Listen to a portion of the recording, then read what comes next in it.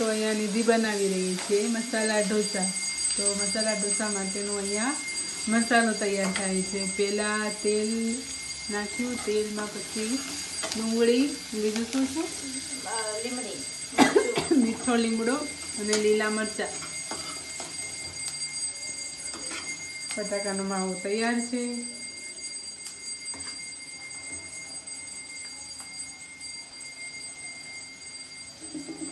જેટલો ખરાબ ઈલા શું એનું નિદાન એટલો ખરાબ એમ.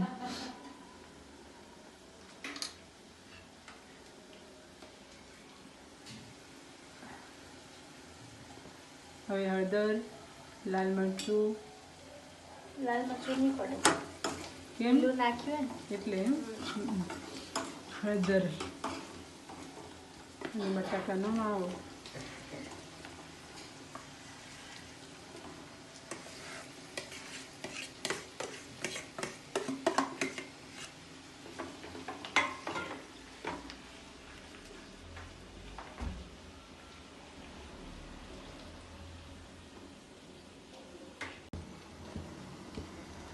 આ બાજુ સાંભારની તૈયારી થાય છે, પેલી બાજુ મસાલો તૈયાર થયો. 2 in 1 દાળ બફાઈ ગઈ છે. આનું તેલ પણ મૂકી દીધું, હવે ગરમ થાય એટલે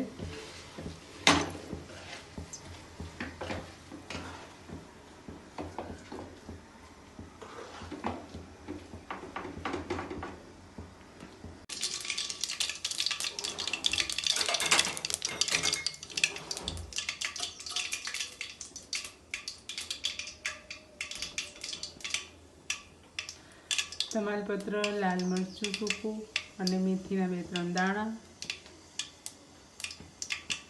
હિંગ, જીરું,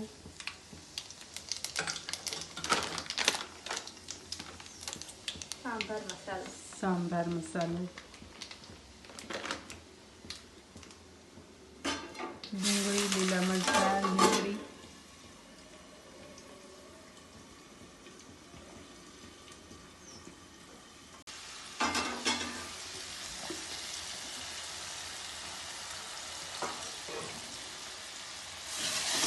મસ્ત સુગંધ આવે.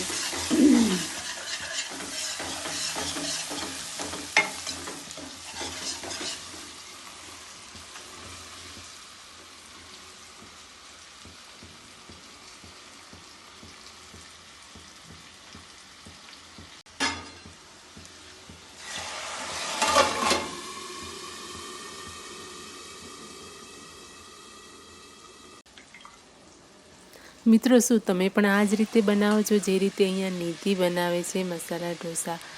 હું પણ બનાવું છું, પણ મારી રીત થોડીક આનાથી અલગ હોય છે. નિધિની રીત આ રીતે છે. શું તમે કઈ રીતે બનાવો છો મને જરૂરથી જણાવજો. અને હા, તમે ક્યાંથી આ રેસીપી તમે જોઈ રહ્યા છો, આ વ્લોગ જોઈ રહ્યા છો એ પણ કહેજો, જેથી મને જાણવા મળે, મને ખુશી થાય કે મારા જે વ્યુઅર્સ છે, મારા સબસ્ક્રાઈબર છે, મારી યુટ્યુબ ફેમિલી છે, કેટલે દૂર દેશથી આ મારા વ્લોગ જોઈ રહી છે. મને ઘણી બધી ખુશી થાય, એટલા માટે હું તમને કહું છું કે તમે મને જરૂરથી જણાવજો. એક બાજુ ઢોસાનો મસાલો તૈયાર થઈ ગયો છે, ખીરું પણ અહીંયા બેટર તૈયાર જ છે. અમે તૈયાર લાવેલા હતા, ઘરે નથી બનાવેલું. અહીંયા મસાલો અને આ સાંભાર ઘરે બનાવેલો છે, તો સાંભાર પણ હવે રેડી થઈ જશે. બસ આનામાં ઉફાણો આવે એટલે તૈયાર. ઉપરથી ઉમેર્યા લીલા દાણા જે છે ને, બધી જ રેસીપીને આમ શું કહેવાય, આગળ પડતો એનો સ્વાદ કરી દે છે. બહુ જ ટેસ્ટી બને છે અને દેખાવમાં પણ, લુકમાં પણ બહુ જ મજા આવે છે.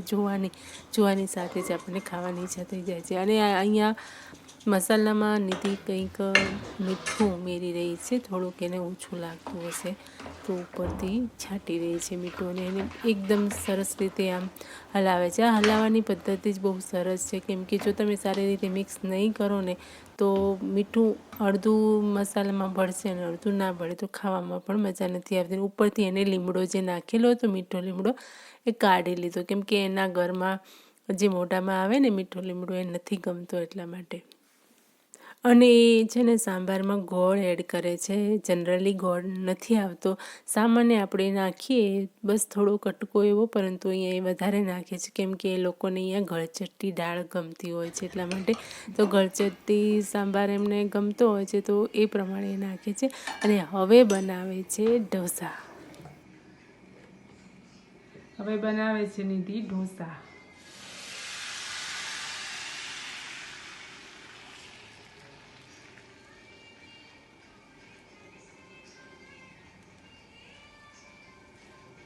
તો ઢોસા બનાવવાની પણ બધાની મેથડ અલગ અલગ હોય છે. કોઈ નાના બનાવે છે, કોઈ મોટા બનાવે છે, કોઈ એકદમ પેપર જેવા બનાવે છે અને કોઈ થીક રાખે છે. તો જેવું જેવું બેટર હોય એ પ્રમાણે ઢોસા બનતા હોય છે. તો અહીંયા તો બેટર જે છે એ થોડું વધારે પડતું જાડું આવી ગયું છે એટલે તો ઢોસા ઉતારવામાં થોડી તકલીફ થઈ.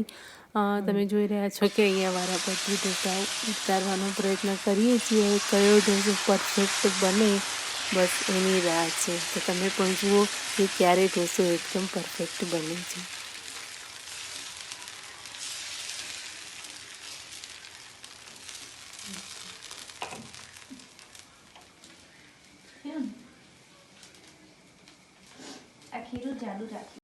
પહેલાં ઢોસામાં લોખંડનું જે કાટ હોય ને એ લાગી ગયેલું એટલે એ ખાવામાં કામ ના આવે. અને બીજો ઢોસો પણ ચોંટી ગયો, કંઈક થયો નહીં કેમ કે આ બેટરમાં થોડી ગડબડ લાગતી હતી. હવે જોઈએ કે આ ઢોસો થાય છે કે નહીં.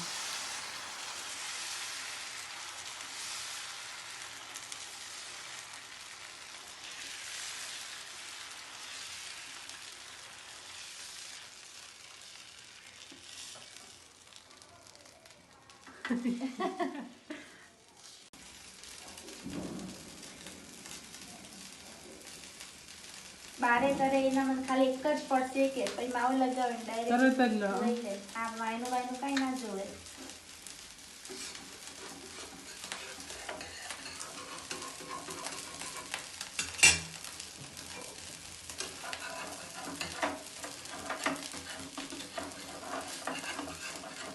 લોખંડના તવામાં નિધિ ઢોસા બનાવવા જઈ રહી હતી. બનાવે જ છે. નોનસ્ટિકમાં તો બધા બનાવી લે, પરંતુ એને આજે લોખંડના તવામાં ઢોસા બનાવ્યા. એ પણ એકદમ સરસ. બેટર પણ જાડું હતું, તવો પણ નવો હતો, છતાં પણ નિધિ માસ્ટર છે ઢોસા બનાવવામાં એટલે એને ફાઇનલી ઢોસા ઉતારી દીધા. બધા ઢોસા સરસ જ બન્યા હતા અને ટેસ્ટી પણ એટલા હતા કે હજુ સુધી એનો ટેસ્ટ મારા જીભમાંથી ગયો નથી. ફરીથી જઈશ એટલે આ જ રીતના ઢોસા હું એની જોડે બનાવડાવીશ. તો દોસ્તો, આજનો વ્લોગ તમને જરા પણ ગમ્યો તો પ્લીઝ વિડીયો પર લાઈક કરજો, શેર કરજો અને ચેનલ પર નવા છો તો ચેનલને સબસ્ક્રાઈબ કરી દેજો. અને બધા બોલી દો એક વખત હર હર મહાદેવ.